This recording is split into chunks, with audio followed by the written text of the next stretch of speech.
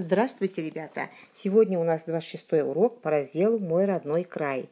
Тема нашего урока – Астана, столица Казахстана. Ты продолжишь учиться определять тексты разных жанров, читать вслух выразительно. Ты будешь учиться понимать содержание текстов. Прочитайте. Определи, к какому жанру относится этот текст.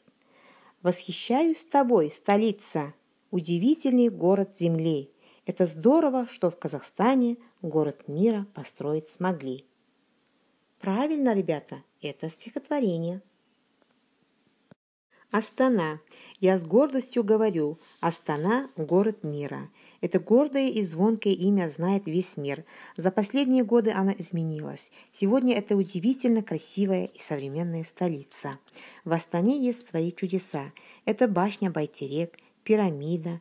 Я люблю гулять по ее широким проспектам, наблюдать за цветными фонтанами, разноцветными огнями. Астана – это моя родина. Ребята, узнайте больше о столице. Знаете ли вы, что автор идеи монумента Байтерек – президент Республики Казахстан Нурсултан Абишевич Назарбаев?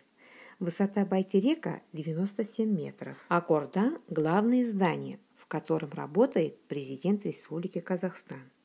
Прочитай, какая Астана? Красивая, праздничная, современная, молодая, удивительная. Ребята, поставьте вопросы к словам-признакам и запишите их.